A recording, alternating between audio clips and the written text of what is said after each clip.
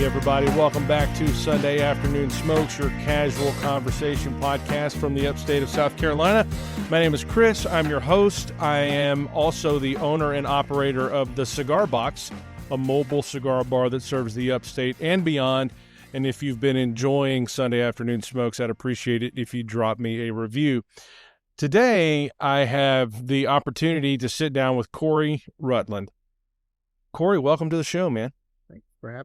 Absolutely. So I like to let my guests just introduce themselves. So take a minute, say as much or as little about yourself as you like. And while you do that, I'm going to light my cigar. Sounds good to me. Like I said, my name is Cory Rutland. I am originally from Augusta, Georgia, which I say technically I'm from Augusta. So that is South Carolina side of the river. And I've been in Greenville since 2003. Been in pizza 23 years total, 24, something like that. And I own Local 5 Pizza Company, local pizzeria. I'm looking forward to this podcast because you are the first person, as far as I can recall, if I just run down the list of people that I've interviewed, as far as I know, you are the only person to date I've interviewed that has another mobile business like I do. That's it. So, you know, I feel like we've got some really good common ground in understanding what it means to be mobile. Good and bad. Good and bad. I love it. Yeah. I'm not stuck in one spot, but at the same time, Don't have a spot. yeah, it's hard to get a following whenever you keep moving. Sure. Yeah.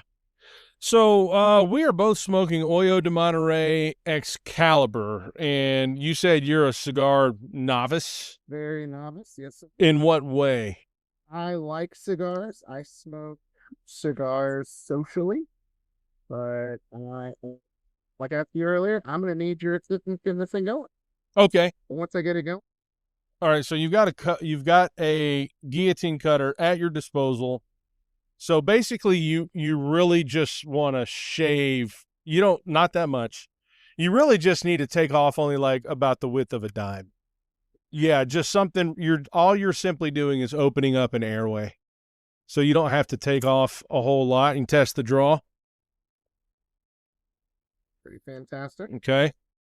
Mm-hmm. Got it. That's a good cold note. It's very. I mean, there's definitely, you get that like classic tobacco flavor in there, which always reminds me of raisins.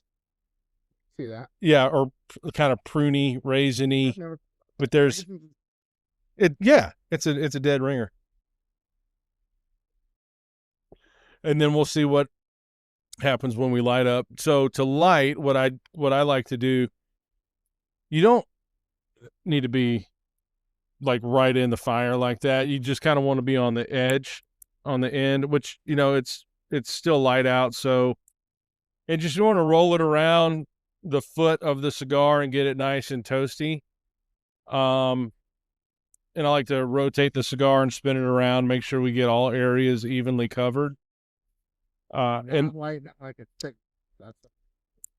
Right. Yeah. And then you can get it.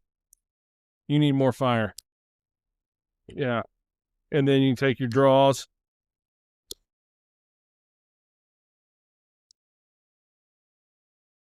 There we are. Hoyo de Monterrey Excalibur. This is a mellow to medium cigar. Now, according to the Hoyo de Monterrey website, their tasting notes on this thing is cedar, earth, espresso, and mocha. Now, we'll see if we get any of that. I have no idea. How, like, I know you said you've been in pizza, like, what'd you say, 24 years? Yeah. 23? I started in 2003. Okay. I don't want to necessarily get ahead of myself and get into pizza. I want to stay on cigars just a little bit. But are you like a trained chef, or are you just a guy that loves to make pizza and are good at it? Probably the latter. I mean, I would say I'm quite a good cook. I almost went to culinary school. I was accepted. but life chose a different path. But I worked at Capri's Italian in the kitchen making pizzas. Then I tried serving, which was awesome. Bartending, awesome. Then I went back to pizzas when I became general manager of a Mellow Mushroom. Then I did that for years, opened stores, had to work in the kitchens there. Then I got out of restaurants and went to Grateful Brew where I did coffee and bartending. And I found myself tossing around a towel a lot. I had the opportunity to get back into pizza, and I never thought I would, but Sure. best decision I ever made. Yeah. Okay. Well, I asked that as a lead-in question to say, I don't know how developed the tasting notes they said, cedar, earth, espresso, mocha, like how refined your personal palate is to pick up on some of this stuff. I feel like there's definitely a mocha aspect to it. Definitely a little bit of I want to say creaminess, but it's smoked, so it's sort of hard to really put that. Definitely got some chocolate notes. Yeah, I think I can pick up a little bit on the cedar on my end that you're talking about. And a cigar, like you said, cigars can be creamy. It just depends.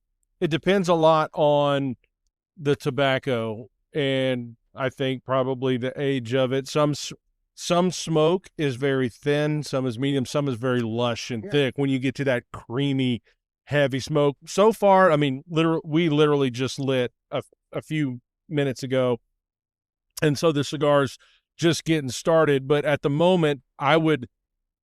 I mean, this so far is kind of a somewhere between thin and medium on the smoke, on the body. You know what I mean? The thin body on it. Yeah. For sure. For sure. Yeah, it's kind of thin. And that's, I think, a lot of people, for people that don't know about cigars, when we talk about a cigar's body, that's really what we're talking about. How thick and heavy is the smoke, which has nothing to do with the strength of a cigar, which is how much nicotine is in this cigar, which has nothing to do with what's the flavor profile of this cigar. Because some people, I mean, I do it all the time. I do all the concerts out at the amphitheater in Simpsonville, and I get people all the time that don't regularly smoke, and they'll look at a cigar that's very dark, and they'll think, I think that's just too heavy for me. But I'll ask them, how do they drink their coffee? And if they say black, I'm going to give you a heavy cigar because you're into a heavy flavor profile. You know what I mean? So the color of a cigar doesn't have anything to do with the body or the quote unquote strength. It's all about what kind of flavor am I going to get from this thing? I learned something new. Did not know that. I have a feeling I'm going to learn a lot. Well, we'll see. So we'll keep going with it, I suppose. So this is a Connecticut shade wrapper. Connecticut this is Connecticut, USA. The Connecticut River Valley here in the United States. This is tobacco seed from that region on the outside, the wrapper that you see.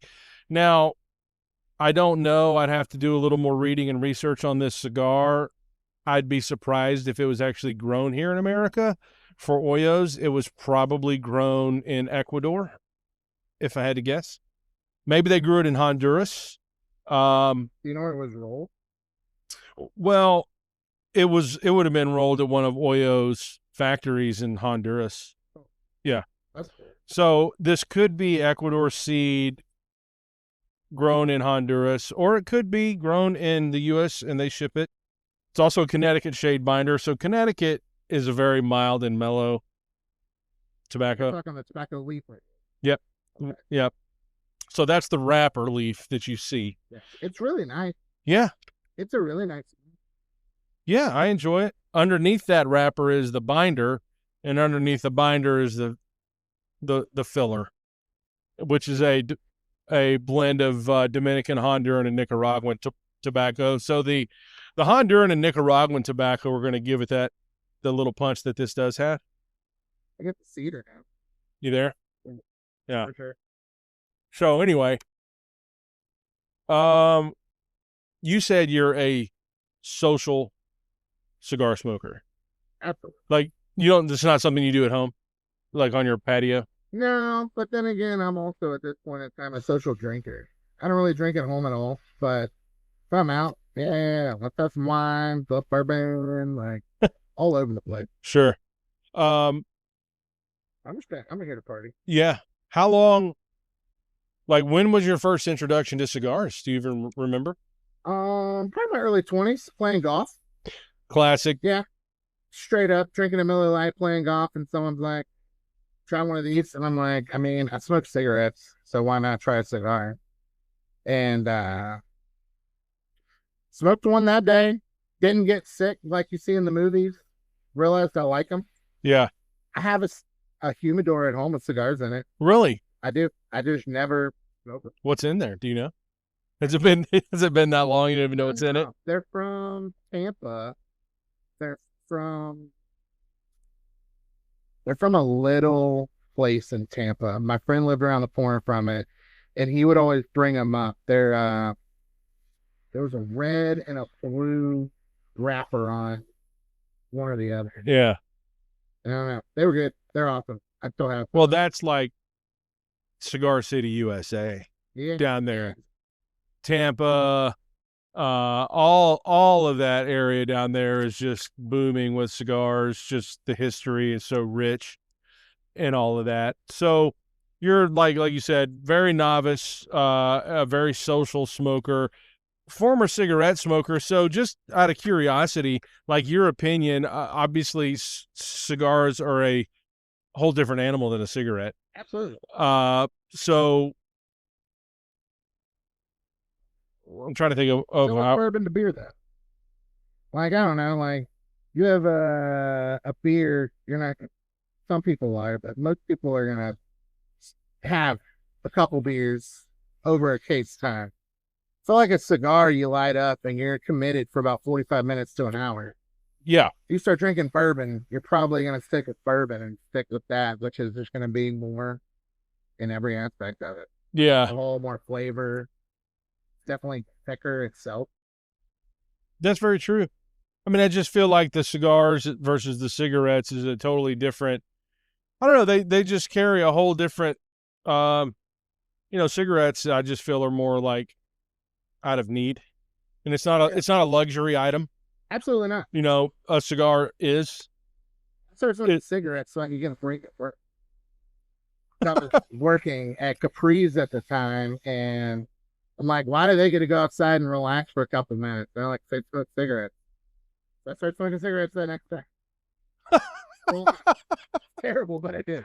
You smoke cigarettes just so you can get a 10-minute smoke break. Absolutely. That's hilarious. Well, I interviewed a guy who was in the military, and he said that's where he started smoking cigarettes for the exact same reason. He said, if I'd have went to my XO and said, hey, can I get a 10-minute break? And like, no.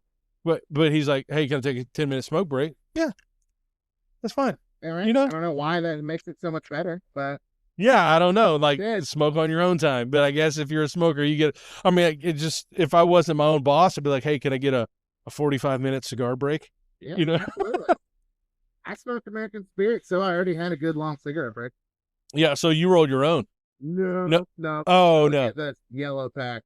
Okay. I'm terrible at rolling. I am the worst. The guy who built my cigar trailer, Ryan Lockwood, who owns Greenville Wheel Estate Collective. Do you know him? Right. Yeah. Well, he rolls his own, dude. Yes, he does. Yeah, I remember going in the shop and he's got his zigzags. And he's got his pouch of American Spirit and he's like rolling his own cigarette. Which, yeah. I love their tobacco. I will say. Really? I don't know the first thing about American Spirit tobacco. I thought they were good. I tried them at a music festival once. They were there and they're like, try these. And I tried them and they were good. So I stuck with them. Now, do you know, have you done any reading or anything into like American Spirit tobacco versus just, like what's in a freaking Marlboro? I know that there's less BS inside of American Spirit. Right. Then that's in there. And that definitely, I mean, you smoke an American Spirit. I used to have friends that would time me. It would take me 9 minutes to smoke an American Spirit from start. Now that's long Yeah. compared to.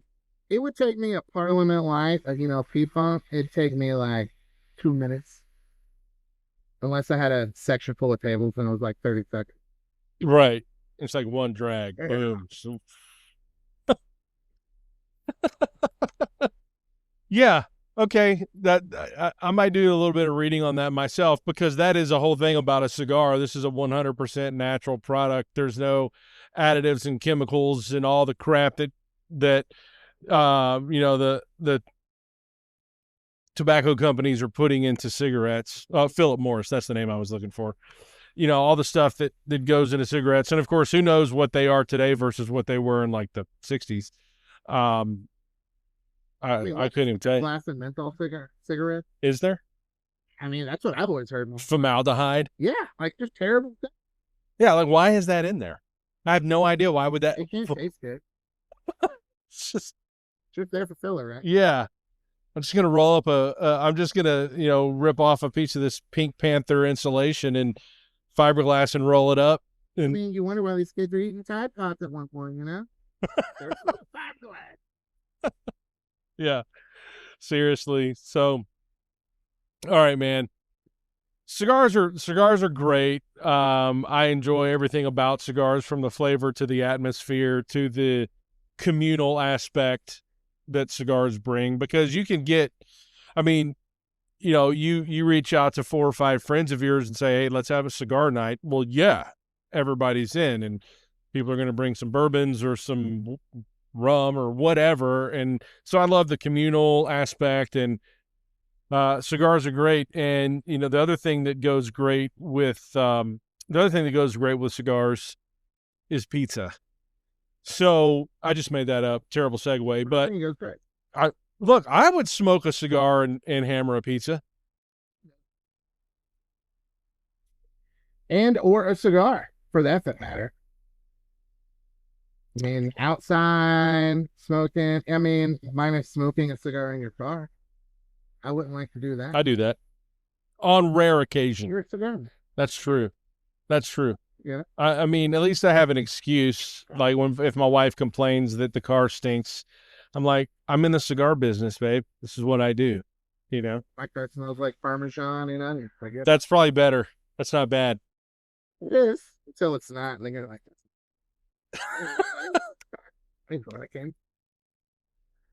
Are shallots onions? Yeah. I would believe it. Like, I mean, they're in the onion family, right? Yeah. They're at least cousins. I mean, because aren't shallots the same thing as green onion? Is that no? Yeah. Some of this stuff I just feel like they. Yeah, I don't know. You see, watch some Instagram reels and guys talking about shallots. That's the British. Yeah. Croissant. Right. We don't say croissant. We're in South Carolina. Yeah, I hear you. So, tell us. You already mentioned in your introductory to yourself that you own Local Pie, a mobile pizza truck. But just tell us what Local Pie is, how people can follow you on social media, and what's the best way for them to get in touch with you if they're interested in the services you provide. Cool. So, Local Pie. If you want to get in touch, go to localpiepizzacompany.com or at Local Pie Pizza Company on Instagram. No Facebook. I hate Facebook. It's the worst. We had it for about a week, and we're like, they don't want this. It's a bunch of old people complaining. I just, if I didn't have a business, I probably wouldn't have social media at all. Fact. But 100%. Yeah. I have my own Instagram, and I'm never on it. I'm under Local Pies and Main Second. That's not my algorithm. Like, man. But anyway, sorry to interrupt. Local Pie Pizza Company. Yes, sir. On Instagram, or was that localpiepizzacompany.com? What was the website? Both. Okay.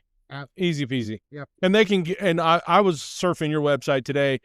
You can get to their Instagram from the website and vice versa. 100%. Yeah. Both link. My phone number is on both of them, which is 363-6537. And you wonder why I get spam. Yeah. I get it. I get it all the time. Same time.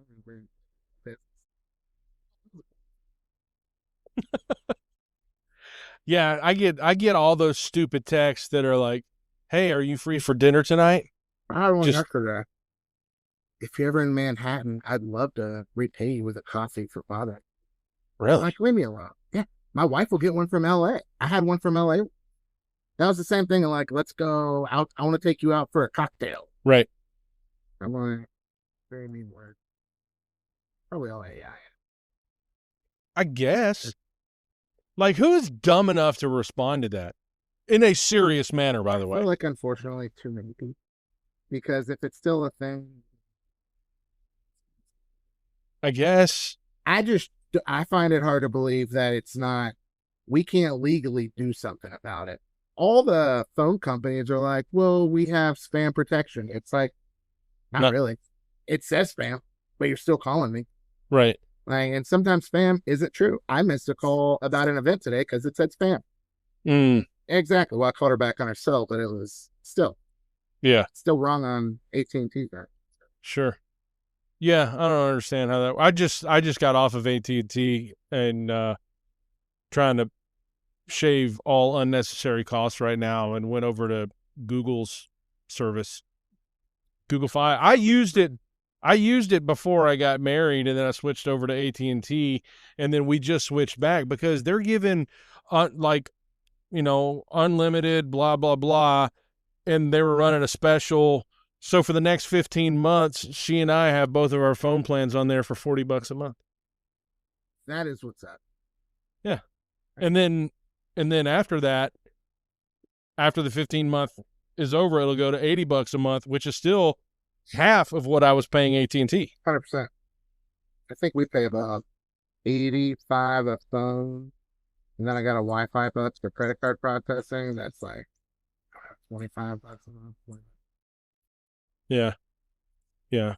Well, we're way off topic, talking about local pie, and here we are talking about how crappy AT&T and Verizon, T-Mobile, they're all terrible. Google Fi is good though. Yeah. It's for $40 a month, right? Anyway. Yeah. So yeah, back to local pie. You keep it on your website, you keep it pretty quiet, considering the background for local pie. When it says about us, it's just pretty. Couple friends got together, started a pizza truck, the end. Which is totally fine, but I'm just curious, like, all right, let's flesh it out. How did local pie come to life? So COVID. So I was working at Grateful Brew, and before COVID happened, we'd see all the food trucks. They'd come, even during COVID. You could still come, grab food, and leave. And I really wanted to make a change in my life. I had just had a baby, so she was like 1, and I wanted to spend more time with her. So once I had the chance, I did. But I wanted to invest money into something, and me and my friend started Brockton, Paul, my business partner. We started looking at food trucks online, and we found a couple that we were about to fly out to see in California. And then this guy, Brian, owned my food truck called Fam Pizza during COVID and sold it to me for a very good price. And we just sort of started. I mean, the truck was ready to go, turnkey, beautiful propane oven, stones in it were just gorgeous. And I mean, I love pizza. Everybody's always like, I bet you eat so much pizza. It's like, well, not so much. I do like pizza. Who doesn't like pizza? But I feel like I know the business of pizza pretty well. I know the numbers behind pizza. I know my margins. I know what my cost of goods should be. And I was able to, my business partner fronted the bill and then gave me 12 months to come up with my half, which was totally nice. And me and my wife refinanced our house because we had a ton of equity in it. And we put in our half for the truck, and here we are. Nice. Yeah. So you start, let's back up. How long has Local Pie been around? 4 years. Okay. So 4 years on the 20th of this month, but you've been around pizza, like you said, 23 since 2003. years. Yes. Yeah. Like what, but that was in a restaurant, or was that just like making pizza at home? No, that was restaurant. Capri's Italian, Macaroni Grill, and then I worked at Mellow Mushroom for a decade.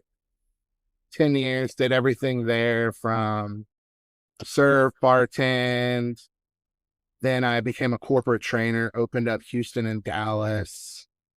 Then they wanted me off the road, so they made me GM of Spartanburg, and I took that store for 4 years and then got out. But then I don't blame the restaurant for me wanting to leave. I blame the actual company, because when I started, it was not very corporate. It was very much just a fun environment to be in. And then they started making burgers.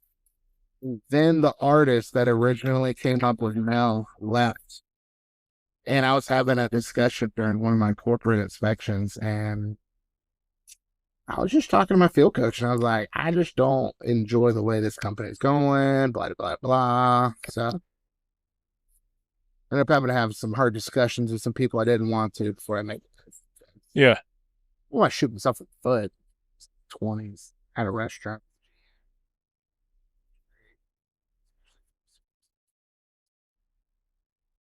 Yeah. So in all that time, so you're making, you're working in the kitchens, you're making pizza, but like you said, like Macaroni Grill, Magic, Mellow Mushroom.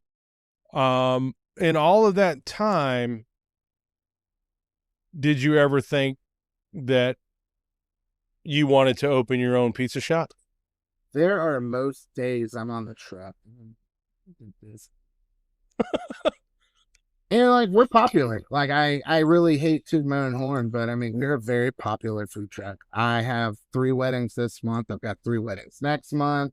Good for you, man. Like, in the 31 days in October, I have 48 events, and people still keep calling. Dude. Yeah, it's crazy. That's great. I wish I could get that kind of booking with my cigar business, but like you said earlier, everybody loves pizza. Cigar smokers are a very small slice of the market. So there's not in the niche work for me. Yeah. Like, I had to find, whenever I first started the truck, me and Brock, our first 3 months were pretty okay. Then the next 3 months were absolutely horrible. And it's kind of hard to really pinpoint what it was, but I still think that the beer game has changed since COVID. I don't think that people go to breweries and tap rooms as much as they did in 2019 and before. They probably realized they can sit at home and drink the same beer for much cheaper than going. Well, then you got to tip somebody too, at least hopefully. Like, it's just people. I've been in this beer scene a long time at Greenville, and I know a lot of the breweries. I know a lot of the owners of the breweries, and I'm like, cool, start this truck. I'll go to all the breweries. We'll crush. Not at all. I mean, we started going, we started doing that, and then very quick, my business partner was like, you got to change the game plan, or we're going to have to figure something out. Change the game plan, figured that out. Yeah. It's such a weird thing in the mobile business industry when people ask me, I'm out doing an event, and they walk up and they're admiring the trailer and all that jazz, and they're asking me what all I do. And then I kind of give them the rundown of all the kind of functions that I attend, and I'll throw out golf tournament. Yeah. And they're like, dude, I bet you crush it at golf tournaments. I'm like, nah. Golf tournaments, believe it or not, are very iffy. They probably bring their own cigar. A lot of them do. A lot of the golfers bring their own cigars, or they'll go into the pro shop and buy a cigar from them. Like, one thing I appreciate, and of course I don't ask this because I'm not running whatever tournament is there. I'm being hired by who whatever company for their annual golf tournament, blah, blah, blah. But I would love it for them to say, hey, we're bringing our own cigar vendor on site. Can you not sell cigars in the clubhouse for this event? You know, That's right. It seems right, you know.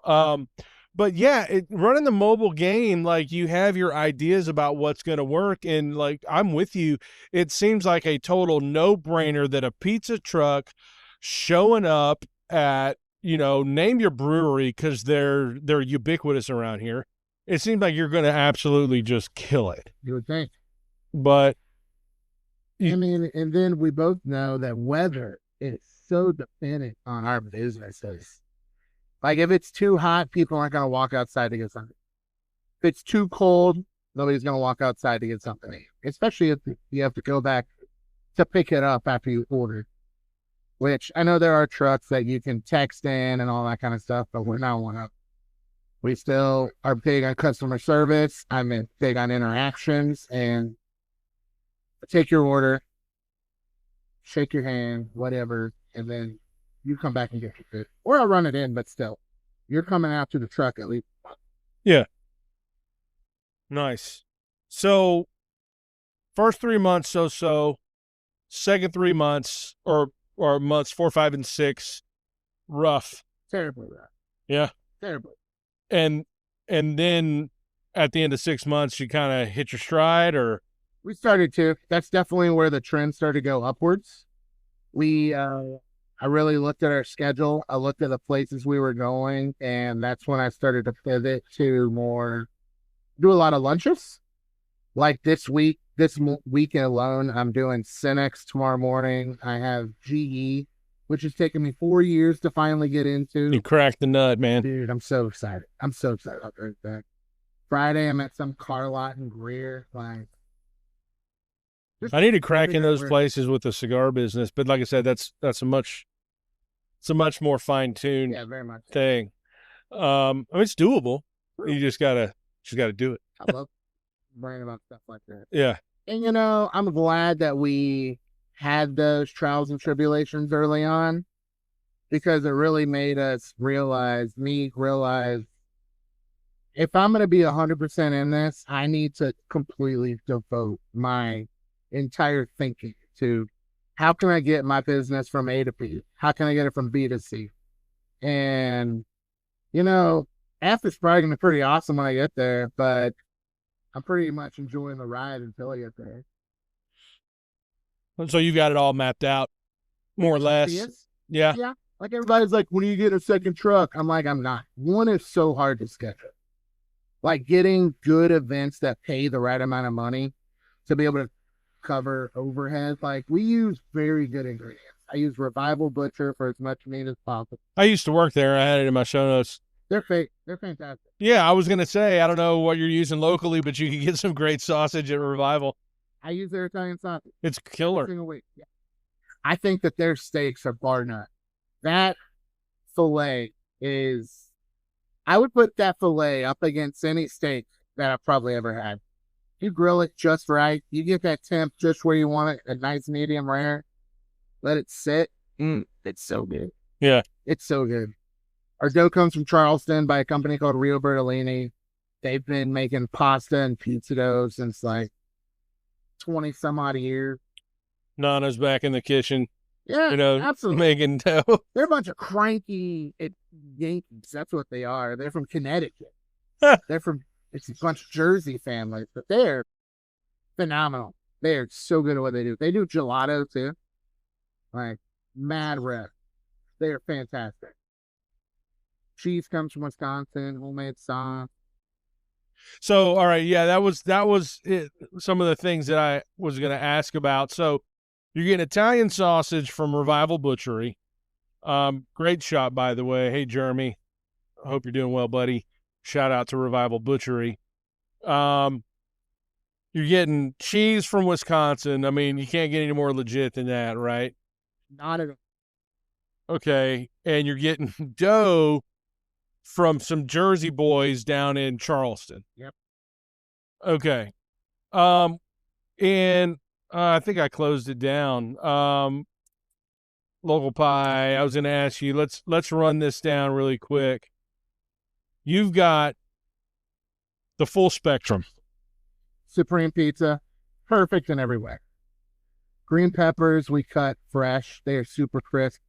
Mushrooms, I throw away before most restaurants would. I want white mushrooms. I don't want brown mushrooms. They look like they came from a can. Onions are cut fresh.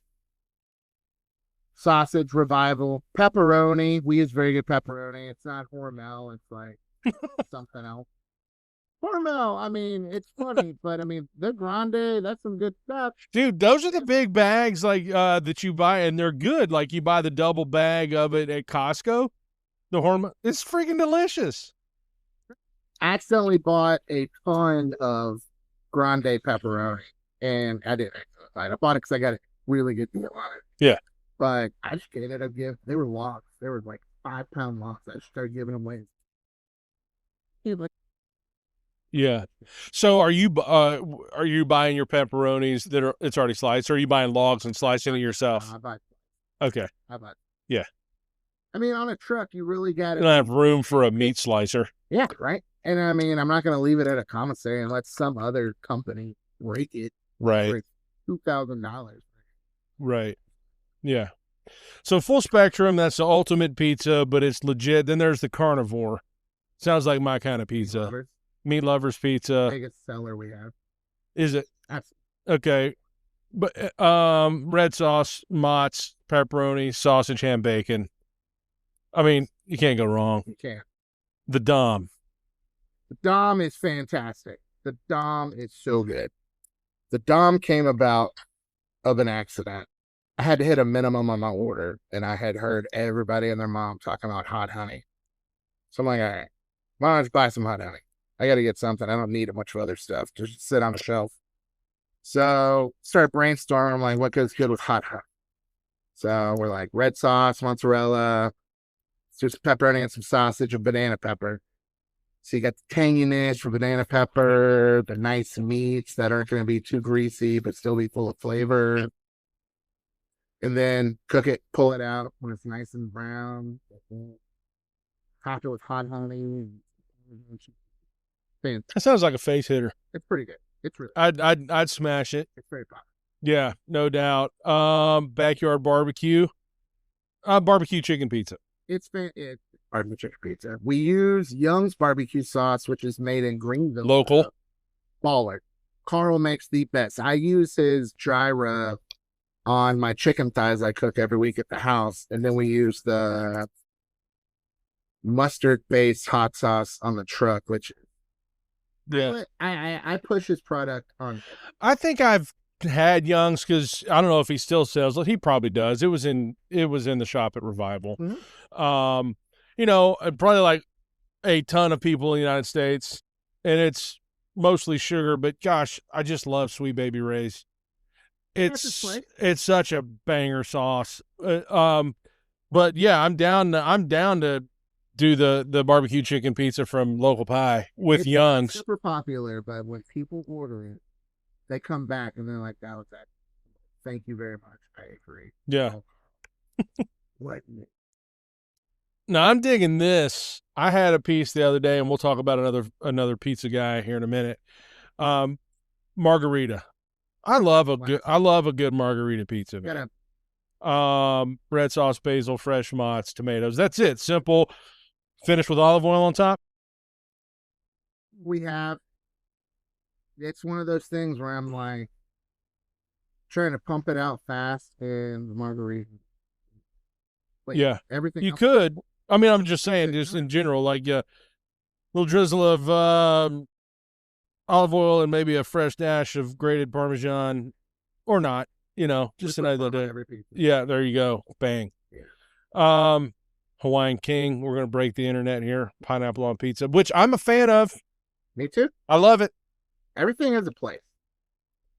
Like, I mean, I don't think pineapple should be on every pizza, but some pizzas it's pretty great on. Like, I mean, some people are gonna say the same thing about anchovies. Who wants fish on pizza? But some people do. Sure. Why not? I'm not sure I've ever had anchovy pizza. It's not bad on top. I tried it because at Mellow Mushroom back in the day, we got anchovies there and like salty. It's not bad. Do I want it? No. But do I think it's Well, I watched this Instagram reel the other day of what's his name, Marco White. Obviously, big name guy, and it was just basically anchovies on toast with shallots. And he's the guy that's doing shallots, right? But he does this nice piece of sourdough bread, lots of butter on top, then some fresh anchovies. But he, of course, he toasted the sourdough first, then put the butter on it so that it melts. Then the anchovies, and then fresh shallots, cut very thin. Finish off with parsley. okay? Yeah, I'm willing to try it. I can't say that I love anchovies. Fancy. It's fish bread. How fancy could it be with an onion? I mean, if he was here, he'd probably slap me, but I'm willing to try it. Fancy up stuff. Just let some stuff be what it is. Mm-hmm. Now, there's no reason to make a fancy. I hate going places and I get deviled eggs and they're like, it's got caviar. It's got, I'm good with bacon, Rich saying. So that's good with the deviled egg. Straight up. Straight up. No, they're killer. Yeah, I mean, I'll eat a whole tray of deviled eggs, and then everyone else will pay for it later. But you know, that's a win. I'm happy, and now I'm about to pay for you. Yeah, I mean, deviled eggs are killer. But you see, yeah, this is this like bougied up deviled eggs with like candied bacon and caviar and a few parsley flakes, or like smoked deviled eggs. And you don't need that. A deviled egg is just, it's king all by itself. Same with pizza. People try to dress up pizza. You don't have to go fancy. Just make good quality. Yeah. Keep it simple. Buffalo chicken. Baller. And we cut our buffalo sauce with ranch, so it's a buffalo ranch. So it's not too spicy, but it's got some nice heat to it. Mm-hmm. Have you ever gotten the buffalo chicken sausage at Revival? I have. I've tried, I think. Most of the things they have, yeah. They're so good. Yeah. We used to carry their meatballs. But I tell you, everybody's like, oh, chicken sausage. Killer dish. Terrible. These meatballs are phenomenal. Probably one of the best meatballs I've ever had. I can't tell you how many pounds of sausage I made when I worked there. I was the sausage guy. I made so much sausage. Like 10 pounds a week. I was supposed to pick it up. Yeah. And then here's one I'm not familiar with, the hybrid, but I'm intrigued because it's got pesto on it. Yeah. So oil and garlic base, spinach, mozzarella goes on top of spinach so it doesn't wilt. And then mushrooms, chicken, feta, and top it with pesto. It's pretty excellent. House-made pesto? No, absolutely not. We use Rana, who I'm a big fan of. I like their stuff. I'm trying to simplify things. I mean, there's only so much you can do. Yeah. And so I understand that. I mean, also, like, a lot of people go into business of sauces. Like, people ask me, why don't you make your own dough? I'm like, because I pay a company to make the dough that's been doing it for 20 years. They've perfected their recipe. I mean, I know you can't improve on that. Yeah, you can improve on it. I mean, it's perfect. Like, it's a great dough. It's got good flavor. It's got good texture. It's the consistency it should be. Like, same with sauces. I mean, why would I make a barbecue sauce or something when I can talk to someone like Carl and support his business by doing it? Yeah. Which, don't get me wrong, Ron isn't exactly a small business, but sure, they make amazing. Right. And like you said, though, just between all the stuff that you have to do as the owner and operator of Local Pie, between managing the calendar, booking events, trying to get into certain events that you want to get into, like this GE thing, and then running the financial aspect of it, doing the behind the scenes stuff, like dealing with DHEC and all that crap. And then being at the place on time, having your ingredients, like there comes a point where you have to say, okay, I just don't have the time to make the dough. I don't have the time to make my own sauce. Like there's only so many hours in the day. Yeah. and only so much that you can do, and you have to find ways. And if that is these, like you said, why would I try and make my own dough when this is maybe even superior to what I could make? I would 100% say superior. Like their pasta alone is baller. Their pizza dough, they have a couple different styles. I only use the New York style. Fantastic. Okay. You can buy it in Greenville. You can buy it at New York Butcher or Small Private Cafe. So what kind of doughs did you said? So you use the New York style. They have like a New York, a Sicilian, and a... What's the Sicilian? You know. So what does it mean when you say New York style dough? It's going to be thinner, and traditionally it's going to be more crispy on the bottom, on the undercarriage, and then it's going to be chewier on the top. Sicilian's going to be more like Detroit style, thick, like real big bready. And like a whole wheat, I think, is... Okay. So when you say like the Detroit style, where you put it in a pan. It's like kind of a Chicago deep dish thing. Yeah. Sort of. Yeah. Brothers. Yeah, pretty much. I mean, like it's like a casserole. Pan pipe. There it is. Yeah. A pan pizza. Yeah. That's more I mean, I'll eat that too. Do you, I mean, next, how long has this menu been set in stone? Like, do you have other pizzas that you might rotate in? We do. And take off the menu? Like technically our 4 years is in October, but we got to start in December because, like I said, I bought the truck from someone. We had a DHEC inspection. It still said Fan Pizza on the outside, so DHEC was like, can't put the A on the window, but call me tomorrow. Just take off Fan and we're good to go. So me and my employee and my wife start peeling off these decals and really realize it's way more of a big job than we are able to do. So we hire a company to take them off, call them, drop off the truck the next day. I leave, go to get my first dough order, and I get a call, hey, Cory, your truck's on fire. Sweet. Yeah. So I show back. That's what everybody wants to hear. Oh, yeah. And my truck's on fire. Fire department's there, and it full on. The fire, they were using a blowtorch to take the stuff off, which I'm not in that business. That's probably... Yeah, the heat, you're going to loosen the resin on the back, right. The adhesive, I mean, yeah, makes sense. But they went on my back door. The flames went through the sides of the door, and they caught a black foot mat on fire. Awesome. Yep. And I'm pretty sure that's really the extent of the fire. But the fire department hosed down the entire inside of my truck. They ruined my backup camera, my AC, and the mat was pulled out and whatnot, and or quite melted. But I had to get my truck cleaned. I used a company. I'm not going to say their name. They said it would take 2 weeks. Took about 6 weeks. Oh my gosh. Go to pick up my truck, go to start it up. It's extremely loud. I don't really think much about it. I'm like, all the equipment had to be taken out to be cleaned professionally. So it was empty. I'm like, all right, it's just an empty truck. It's no thing. I drop it off at my friend's place that does all my HVAC work and any sort of mechanical thing I need done. And he's like, your truck's running loud. I'm like, I know. So he calls me 2 days later, go pick up the truck, drive it back to the commissary to park it. My check engine light comes on. I call my business partner. I'm like, Brockton, this isn't good. My check engine light just came on.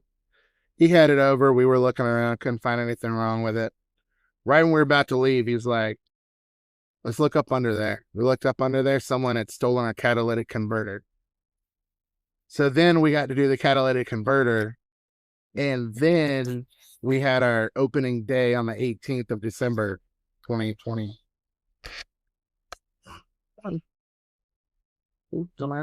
And absolute monsoon.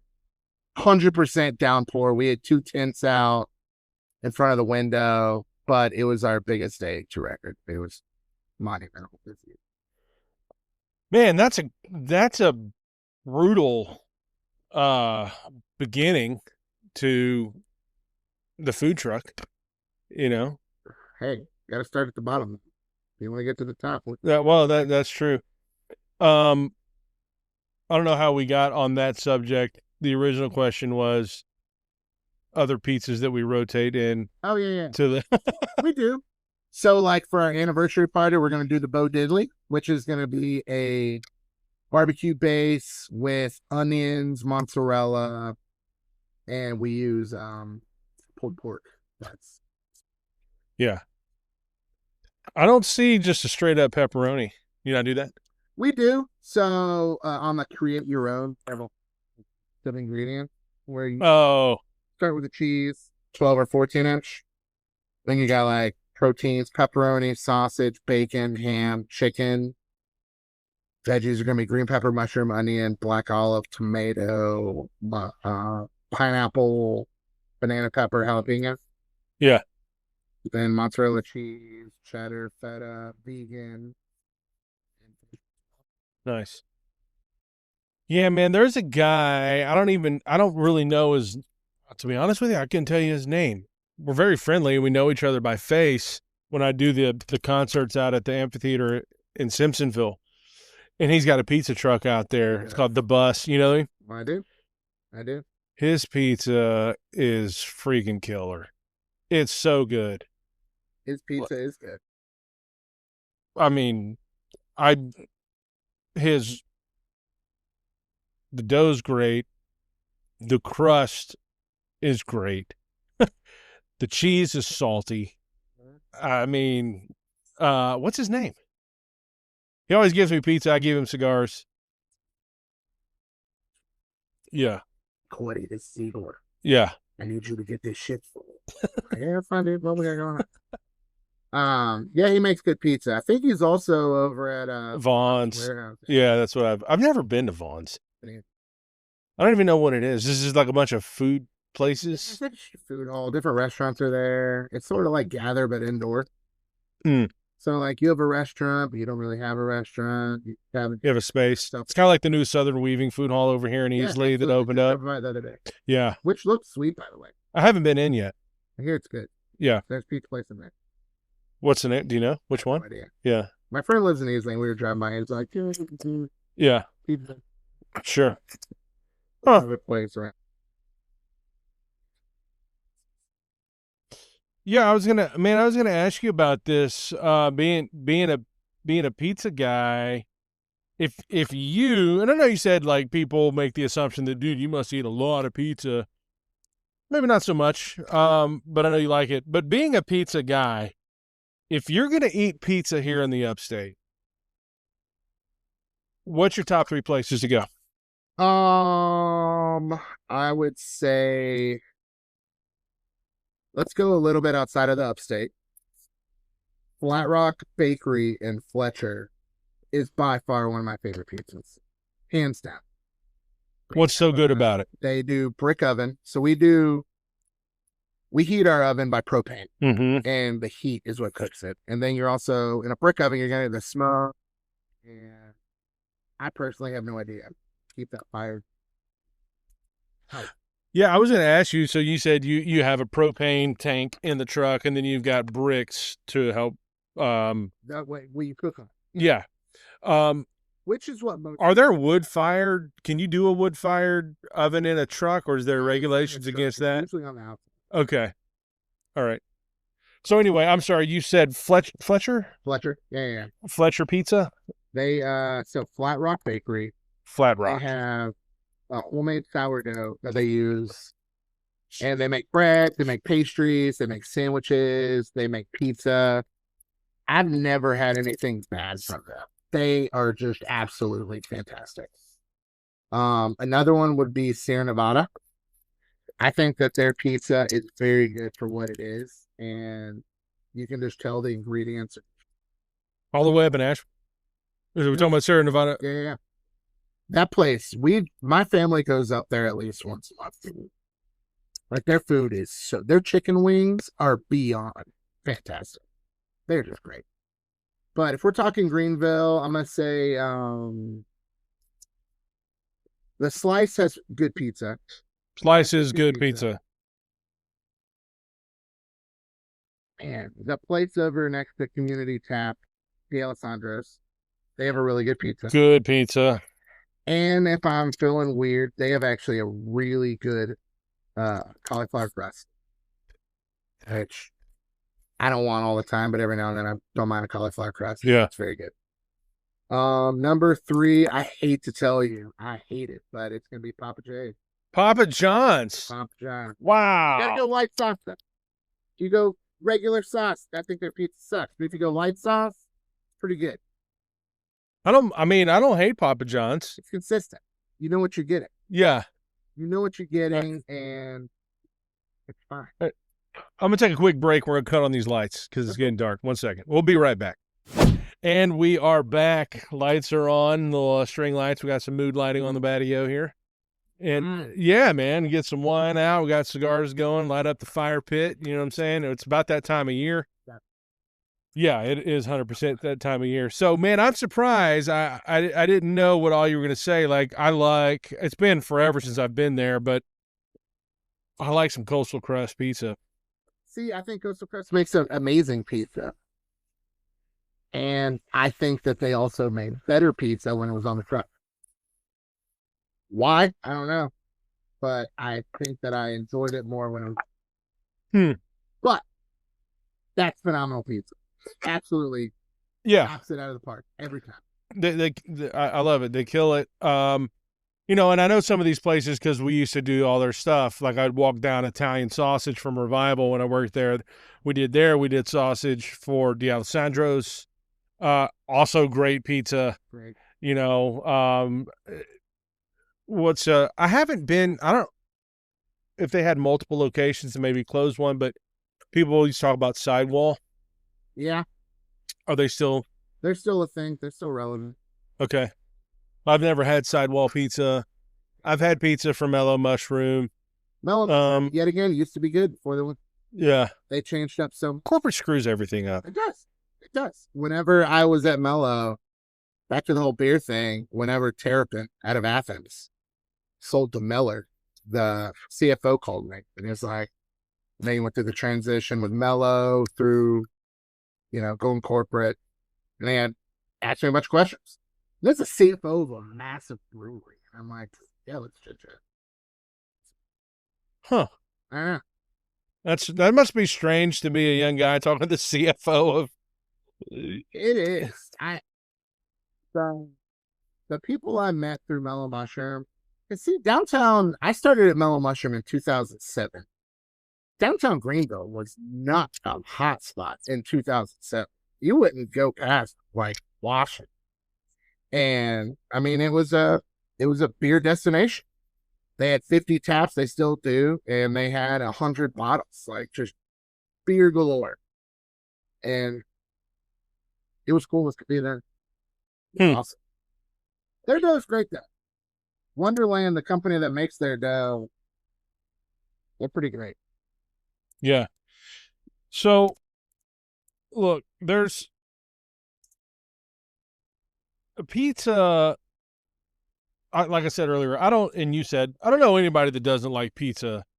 And if you don't like pizza, you're probably a commie or a terrorist. Probably. So some people are obsessed with the crust, right? The crust and that undercarriage, getting it done just right. Some people are interested in how much or how robust the sauce is. Honestly, I'm a light sauce guy. I like light sauce. Some people are toppings people. But obviously, all three of those elements should work in harmony to make a fabulous pizza. But in your estimation, as you know, the man behind the curtain, what's the order of importance when it comes to making a great pie? Sauce.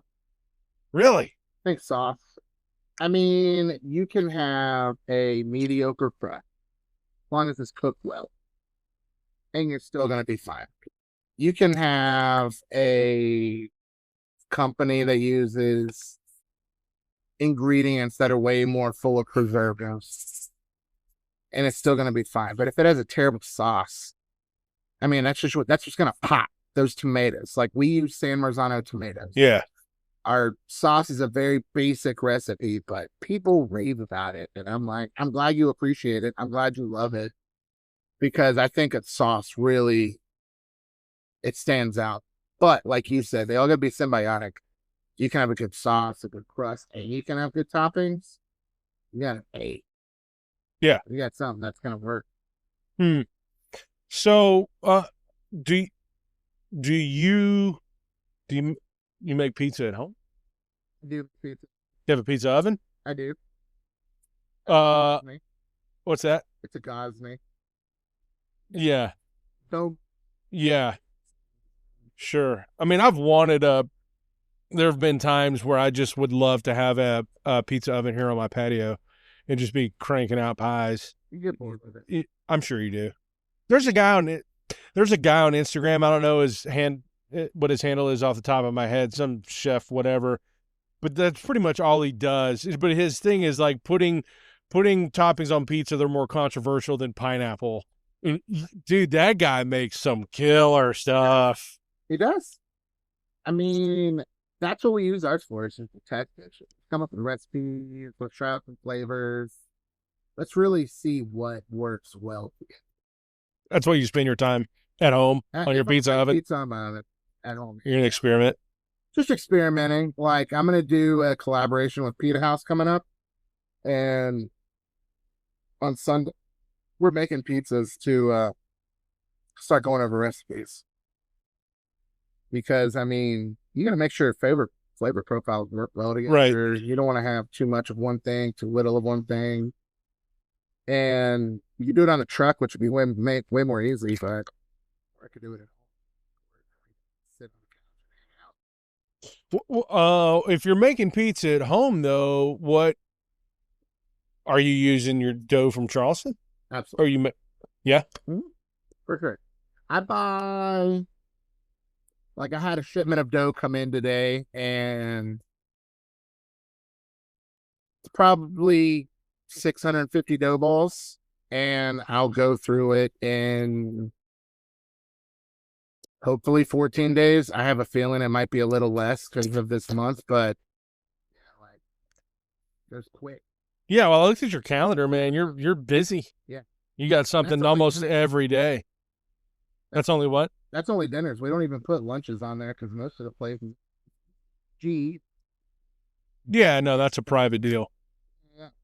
And like most lunches are private, which is awesome for me. But at the same time, like I can't be like, hey, you should come meet me at OP Mobility in Greenville. Like, why are you? Yeah.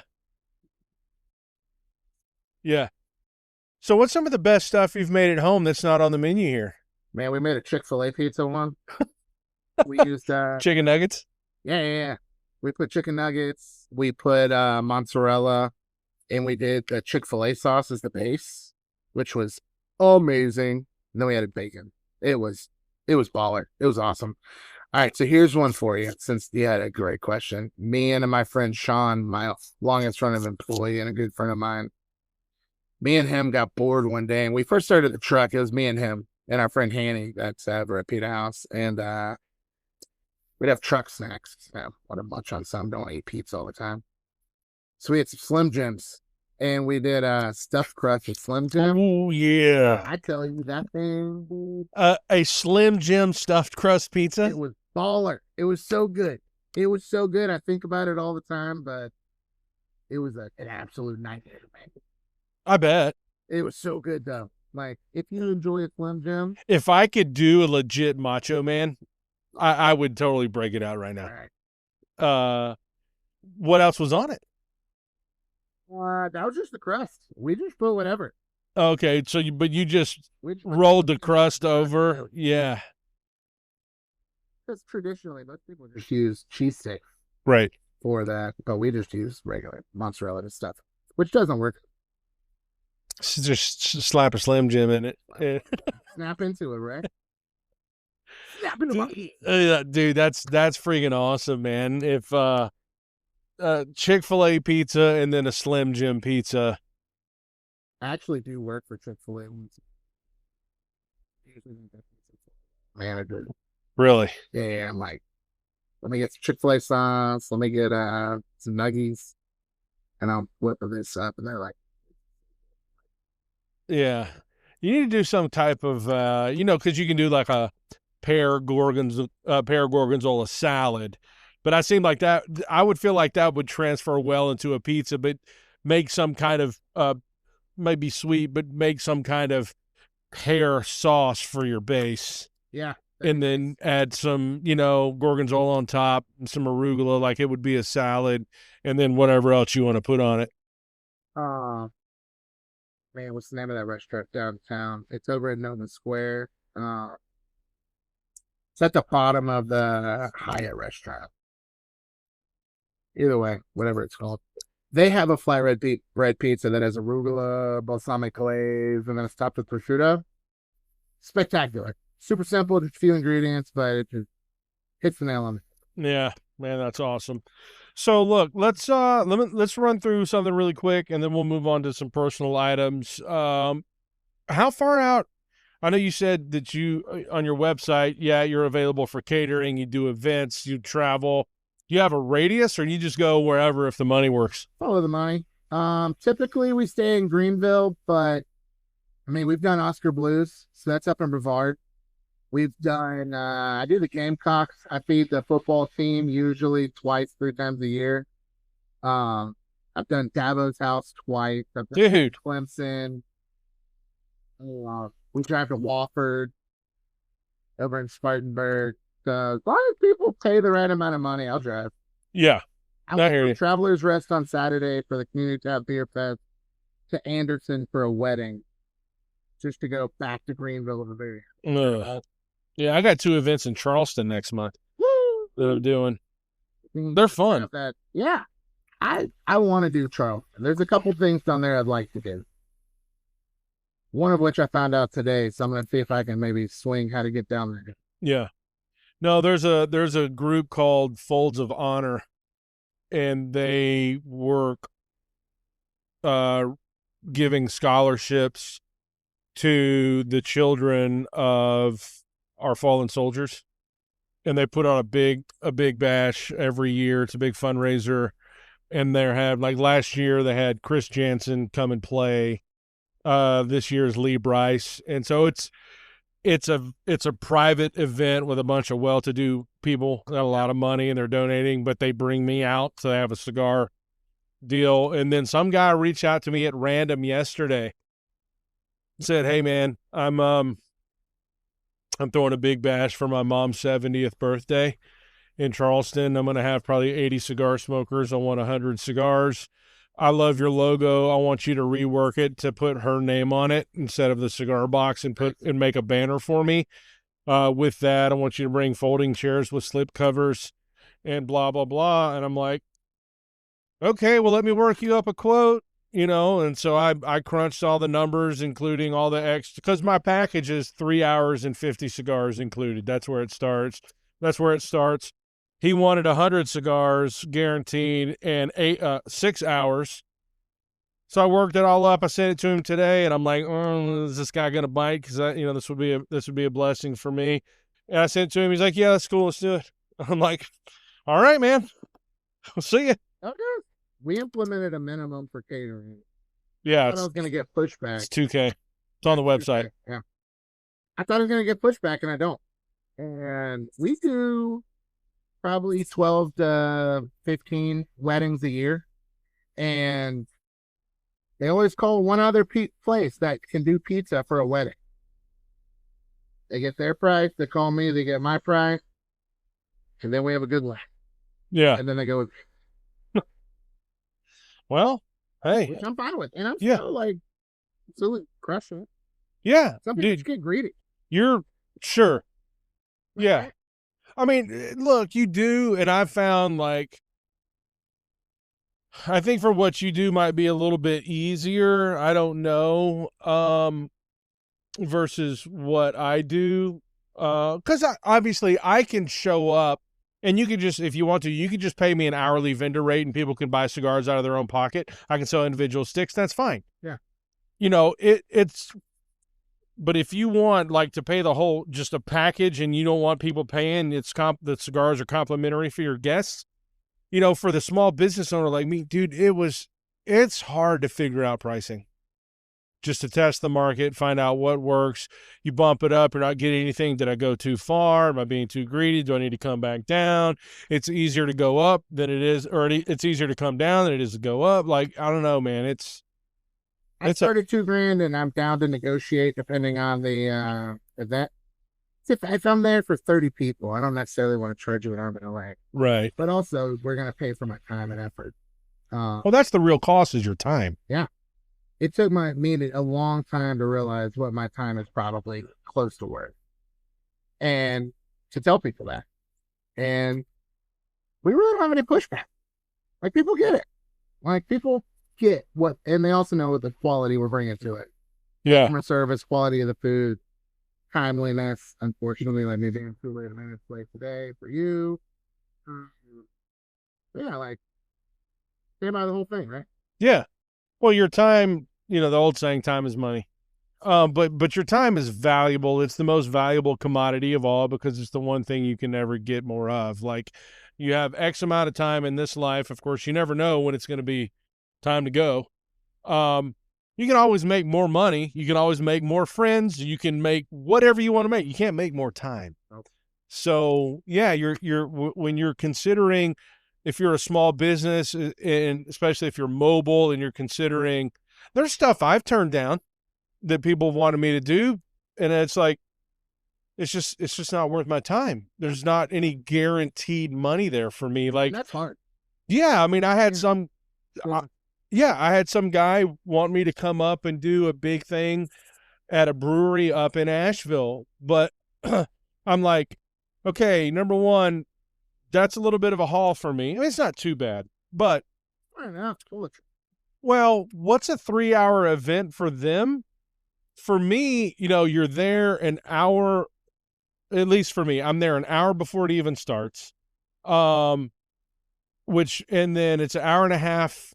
So I'm on the road 2.5 hours before the event starts. I got to pack up and get home. So a 3-hour event to them, that's all they see. But for me, that's more like 7 hours, 6.5 hours. And to go that far, to spend 6.5 to 7 hours with no guaranteed money. Oh, yeah. No, I'm not going to do it. I can't do it. A lot of people have the wrong idea about food trucks too, that it's going to be some microwave back there, you're just heating up food. Like, a lot of people are like, where do you get the pizzas from? We're like, inside the truck. We make them to order. Like, they're start to finish right here. And it's crazy because I'll run into the same thing where I'm like, people ask me to come out, and I'm like, how many people are going to be there? How many are expecting to order food? And they'll be like, well, we'll probably have like 20 come out and get food. I'm like, that's not enough. Like, that's a couple $100. Yeah. I still got to get propane. I got to pay for my time. I got to pay for my insurance on the truck. I got to pay for my storage. Like, it's just so much stuff that goes into it. Yeah, they don't understand. They don't understand. Yeah. And that's fine, but you got to explain it to them. Yeah. And I'm lucky in the aspect that isn't something that happens to me a lot, but I have friends with food trucks that happens to them more often. Mm-hmm. Yeah. Nature of the beast. Sure, absolutely. Well, look, at this minute, I'm going to just take a break and say that I want you, listener, to experience the ultimate in cigar luxury brought directly to your event. The Cigar Box offers a curated selection of premium cigars, expert recommendations, and a sophisticated mobile cigar bar experience on wheels. Perfect for weddings, corporate events, and private parties. Visit mobileCigarBox.com. Check out the business there, learn more about it. You can fill out the booking inquiry form, and I will be in touch with you as soon as possible. All right, man, you said when we started the episode that you are from North Augusta. Yes, sir. Quick question. Do you try and get local pie down there for, like, the Masters tournament? Absolutely not. No? So the Masters used to be completely catered by this little restaurant called Wife Saver. It was a little meat and three, and it was literally in front of a Kroger, like off of one of the main streets called Martintown Road. You just go there. I grew up eating fried chicken liver and gizzards from there. Their banana pudding is beyond good. But they would make the chicken salad sandwich. They would make the pimento cheese. They would make all the food for the masters. Now they have a private caterer that does the whole thing. But North Augusta is extremely bad during Masters Week. Oh, I bet. Growing up, spring break was Masters Week down there. Like just every single year. Like it's always Masters Week.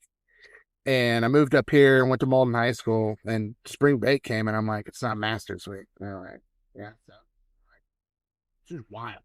Because most people that live in get out of They don't want to deal with the hassle and the traffic and all the party and all that. It's just. Well, I mean, it's the Masters is off of just a main road. Mm-hmm. And it'd be like driving down Woodruff Road, and then on the side of the That's road. already terrible.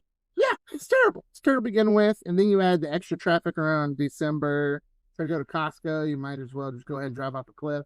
Yeah. It's terrible. I was there today. I hate going to Costco. I have said this before. So I moved here in 2019 from Southern California. Used to go to Costco all the time, and I hated going to Costco, in California. And then I moved out here and could go to the Costco in Greenville, and I'm like, dude, this is great. There's Costco, but there's not that many people. And of course, 6 years later, like all of the United States has moved to the upstate. And I freaking hate going to Costco. When you have to go to Costco, especially when we're almost on that time of year, and you have police officers directing traffic to get into the parking lot, and you have to park in the freaking, Bass Pro Shop parking lot to walk to Costco. Like, anyway, I didn't mean to go on my rant, but the worst. I wish that I could go into Costco and spend like 10 grand one day. There's just so much stuff I want to buy. Not have to go back for like a whole year. Ever. Just like, let's buy it all right now. Like Costco has some love-hate relationship. Yeah, but there's back to the Masters. Like there's not just the Masters itself, but wealthy families and corporations are like renting out multiple houses, and doing their parties and all that. Like you could do local pie down there for them for just a private. Has anybody ever hit you up for that? No. I had somebody hit me up for a private party at the Masters last year. Idea, yeah. I had somebody ask me about it for last year at the Masters, but I guess they didn't want to pay me what I quoted them. That's fine. I wish it would have worked out. It'd have been great exposure for me. Glad you brought that before that, because that's a great idea. Make a killing. Yeah. My dad. Well, reach out to him for cigars also. I can do that. I mean, it's just gonna be Coca-Cola. Coke has a lot of freaking money. Wow. I know a guy who works for Coke up here. He's like the manager of the distribution plant or something like that. Yeah. Which probably gets tickets. Yeah. I don't know if he's the manager, but he's up there. Yeah. So, yeah. Yeah, you should totally try and do something down there. So anyway, how did you wind up in freaking Malden from North Augusta? Me and my dad, we lived down there, and he gave me two choices. He was like, do you want to move to Greenville, or do you want to move to You want one of these? No, I'm gonna do one. Oh, you're gonna do one of these? I got stories. Okay, hang on. Let's talk about what we're doing right here. I just threw in a Bridge 15 milligram nicotine pouch, and I went 3 milligrams. Oh, you're just kind of low key. Just gonna. I just want to have it in my lip. I go through these like candy. But I've got so much nicotine in my system. I don't think I'll ever get sick or have a virus. My internals are probably so hostile with nicotine to protein, and nicotine, salt. Yeah, and testosterone. That's exactly right. Anyway, hey, let me apologize to the city of Malden. I said, how did you wind up in freaking Malden? I didn't mean it to sound bad. How did you wind up in the lovely city of Malden from North Augusta? So my dad was like, "You want to move to Cleveland?" No. Like you could have just you didn't even have to finish the sentence. So we moved to Greenville, we moved to Malden. I was still in high school, I was in 10th grade, and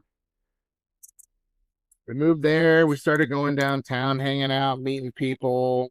We got on to Wild Wings on Fridays. Yet again, we wouldn't really go far past that in '03. And sort of stuck. I had a bunch of friends that have either moved to Charleston or Asheville, and now they're like, "Hey, Greenville's pretty awesome." I'm like, "I know.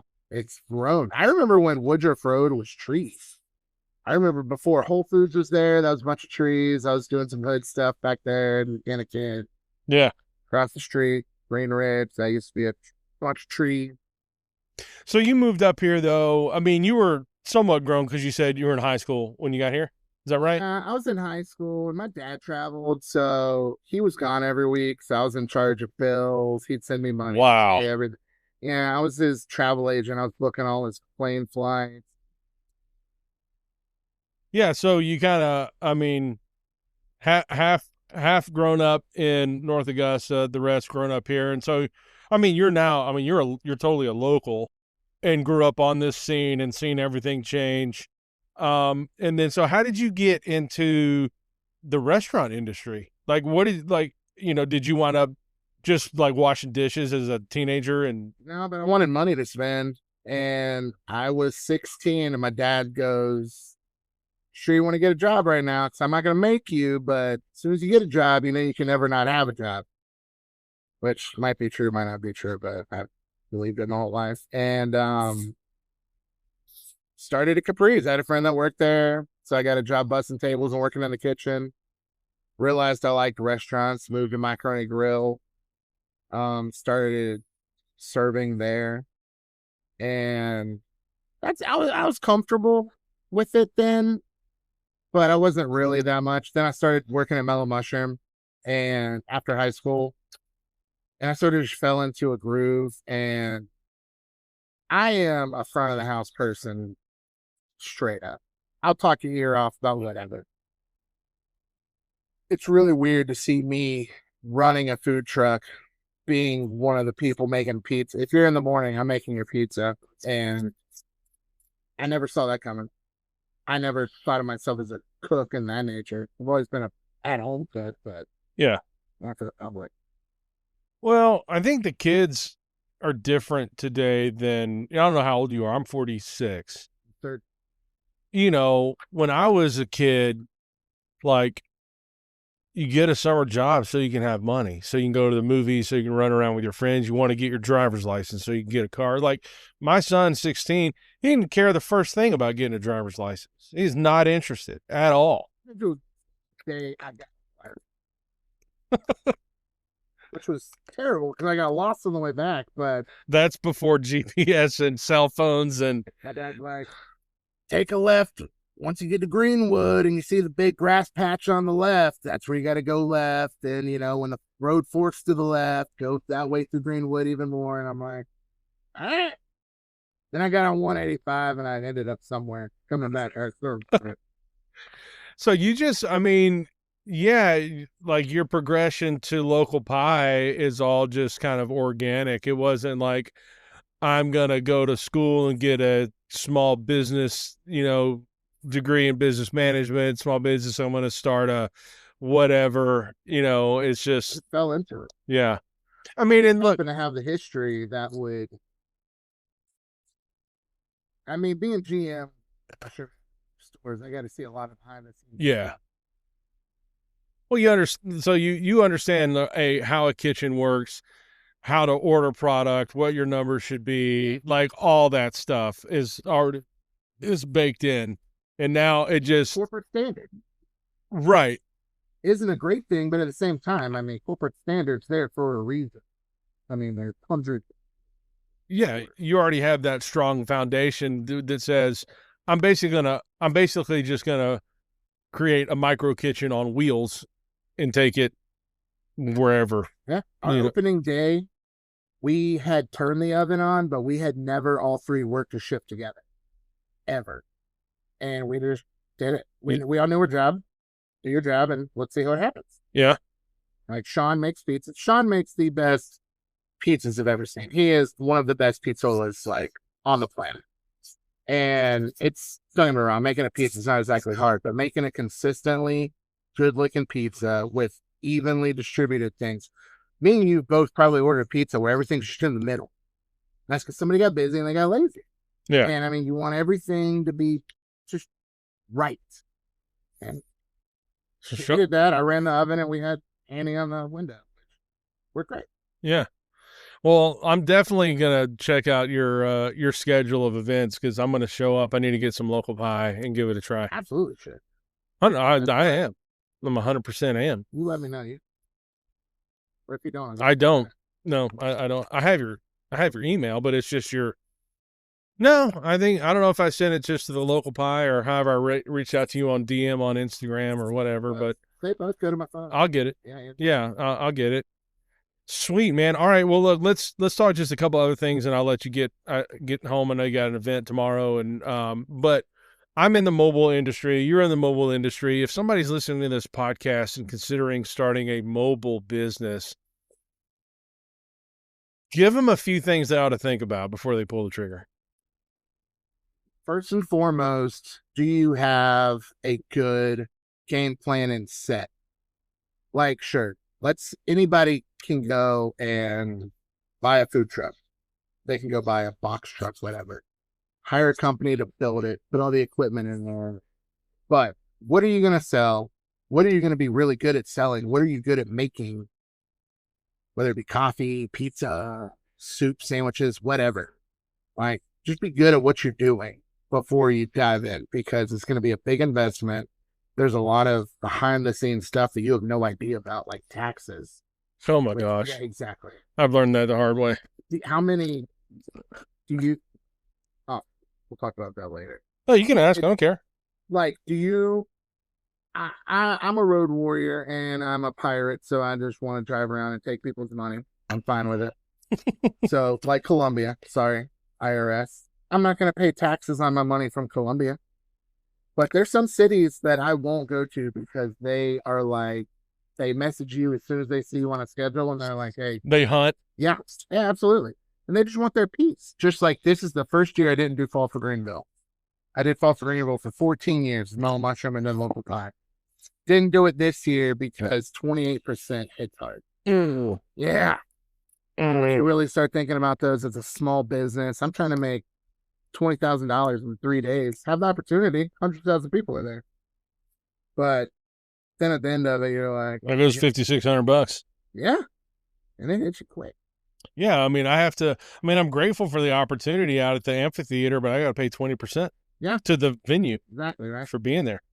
And then you got to hope, as you being a mobile person, that they are going to do their right thing to get the butts in the seats and to hopefully have a good enough show to where people are going to have the money to spend on a luxury item while they're there. Yeah. Because, I mean, that's what we are, is luxury item. Sure. I mean, I think we both are in the business of trying to hit that clientele that is okay spend a little bit of extra money here and there. Well, if you like, I just tell people, like, if you're going to go out to a concert, you should know beforehand, you're going to pay stadium prices for everything that's there. That Michelob Ultra that you can buy at the grocery store for a 6-pack for $12 or whatever it is, you're going to pay $7 or whatever it is for it. I don't know. I don't drink Michelob Ultra. You know, I could be guessing. I'm just stabbing at it, but everything out there is expensive, you know. And I had a guy here's the one thing that I would say to somebody thinking about starting really any business, but especially a mobile one, if people want to challenge you on your price, like on your pricing. Mm-hmm. Here's the one thing I learned, because, you know, I'm a sensitive person towards other people. I never want to feel like I'm gouging, and I was working out my pricing on my cigars when I'm just selling them individually, and my wife is like, dude, no, you need to raise that because you're not, number one, you're not online. You don't have online prices. Number two, you don't have brick and mortar prices. What you are is you are a concierge cigar service. Yeah. You are bringing a functioning mobile humidor to them. If the cigar you're charging $18 for, they can get for 12 at their local brick and mortar, tell them that. That's fine. Go get it. But here is what it is because of what I'm bringing. I'm bringing the humidor to you. So, figure out your pricing, but you've got to be firm on it. You can't because people will rip you off if they can. And everybody's trying to get a deal. I understand that, but you got to protect yourself. I mean, I think you said it right. I consider myself a mobile pizzeria. You are. I don't consider myself. Yeah. I mean, you have a truck, but you have a legit pizza oven in it. You're making high quality, but you're not making Little Caesars pizza. No. By the way, if you can get a hot and ready when it's hot, I mean, I'll smash it. If I'm going to the lake, I think Little Caesars pizza is best pizza to take with you. Yeah. It just sits fine. Right. You don't have to worry about it getting limp. You don't have to worry about it getting too jelly with the cheese or anything. Yeah. It is what it is. Yeah, but that's not what you are. I mean, you're like we already talked about, like you're using high quality cheese, high quality dough, high quality ingredients. You're banging out legit pizza. You're a pizzeria on wheels. I think our pizza reheats the best because we have such little amount of preservatives in our food that it's amazing hot. But as soon as you put it in the fridge and you reheat it, I mean, unless you use steam. Yeah. Yeah, no, that's good. I think that's good advice to have a solid game plan, moving forward. And I'll be honest, when I started the cigar box, I didn't really have that. I was just kind of one of those guys that I want to do this, and so I did it. And you learn a lot of lessons on the way, like as anybody would. I remember doing an event, and this lady was doing probably, what you and I both know because you've done enough markets and all this crap to know, like, there's literally oodles of people out there selling, like, homemade soap and candles, and that's fine. If you're passionate about it, go for it. Yeah. That's totally fine. Be the best at it. Yeah. And she was nervous. This was her first event, and she took a look at my setup. And this is before I had my trailer, because I just started with an 8-foot folding table and a pop-up tent, and I made it look nice. And she's like, your setup looks so classy. I love it. Can you come give me some thoughts? And just like her setup was a total disaster. And I tried to help her. I'm like, look, you got stuff everywhere. You probably need to get rid of half of this stuff and stack your offerings in groups of 3s or 5s. Odd numbers look better than even. It's too cluttered. Keep all your back stock in tubs on the floor behind your setup. Clean it up. And so, like, if you're going to do, like, aesthetics is an enormous part of any mobile business. It has to look good. I mean, if you're serving me, like Alpo dog food on a pizza crust, it just doesn't look good. And, just looking at on your website, your local pie, your pizza truck, I love the logo. I love the font. I love the shadow. It looks good. And so, yeah, man, have your game plan, have your aesthetics down, know your pricing. Be ready to pivot. Yeah. So at some point, you're going to have to make some sort of tweak somewhere. What have you had to change? Location, time of events. I mean, when we first started, I started so I can have more family time, and I wasn't really doing weekends, and that was a big no-no. Now that I do weekends, like October, November, May, June, July. Well, there's seasons. October, November are big party seasons. Yeah, so you got to be busy. Great. But yeah, and it's usually Saturday and Sunday. I'm working every single week. Yeah. Combine with couple months of the year, whatever. Let's make the bulk of the money and let's move on. You'll have time off later. Mm-hmm. Yeah, and you'll learn what to say no to. Yeah. Which is hard. Yeah. When you want. Well, in the beginning, you say yes to everything because you have to for brand visibility and just to let people know you exist. Like, there's something that's very exciting when you're starting a new business. Okay, you've filed your LLC with the state of South Carolina. You have gotten your Instagram handle, and you're starting to post. You've built a website, right? So you have your URL, and that's up. But those two things, the reality is, I mean, you feel accomplished and you feel good because you're on the way, but nobody knows you exist. Nobody. So you have to be willing to send the direct messages and make the phone calls and send the emails and show up in person to people's places of business and talk about yourself. I do a lot of cold calling. I never thought I'd be a cold call person. I do a lot of cold calling. I hate it. I did. Now I love it. I just love talking to people. Most people that call me, I'm going to say it again, for weddings, I end up talking to the bride for so long. Build a relationship, build rapport, be comfortable with me, you going with me for your business. Because it's probably going to be a decent bill. And I don't want you to feel bad about what you're going to get. I don't want you to feel bad about choosing a food truck to do your wedding. I don't want any of that. Yeah. Yeah. No. Be a people person.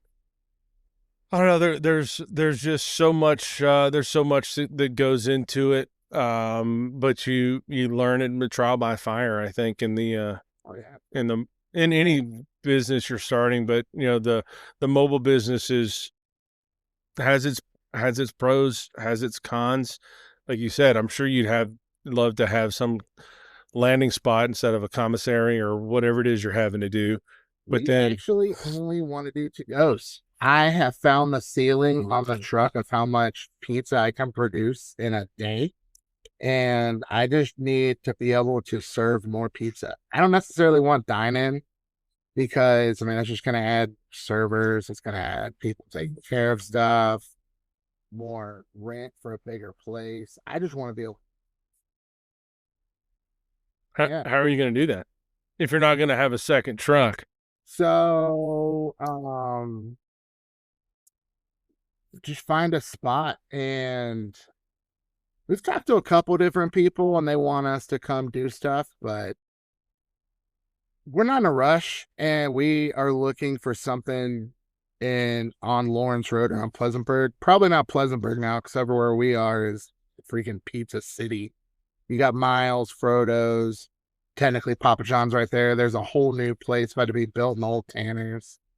Like, there's just so much pizza right there. But on Lawrence Road, there's something small, something we can put the kitchen in and just be able to do to-go orders. Yeah. Nice. I mean, I hate to say take Pizza Hut, Papa John's, Little Caesars idea, but I think it's a great idea. I personally want an old Waffle House.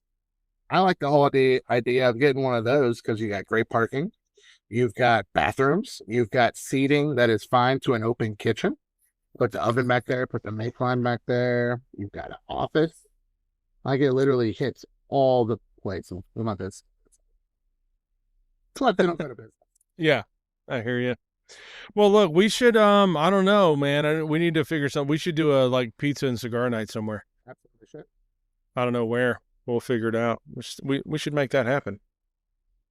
Okay. Cool beans. Well, look, last question, and then we'll wrap it up.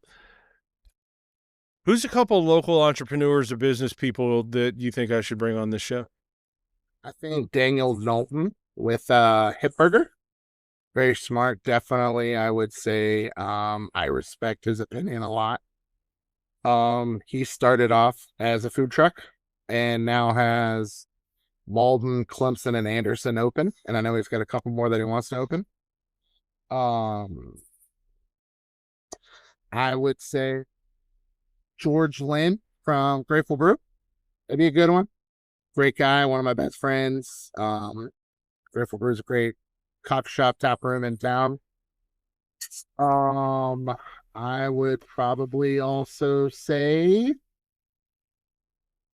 I don't know if you really want an interesting one, Sean Kelly from Fork and Plow. Mark Clouds, phenomenal restaurant. And he literally went from being a line cook to head chef to having his own restaurant. Nice. Cool beans. Well, look, yeah, thanks for those. And I can, if you have that contact info, I could just get it from you over email, and I can hit those people up and say that that Cory sent you. Actually, I could give you a list. Could go on and on, huh? Yeah, for sure. Yeah, that sounds like fun. Last time, what's the website and Instagram handle? All right, man. Well, look, if you are interested in having a catered event for your next shindig or soiree and you want some pie, you need to get it from Local Pie. Hit up Cory, and they will take care of you and sling some serious pizza, man. Yeah. Heck yeah. Look, well, you've been listening to Sunday Afternoon Smokes. I really appreciate it. Share it with your friends, share it with your family, share it on your socials, and share it with the world, because Sunday Afternoon Smokes is really sweet. We will talk to you very soon. Have a good one.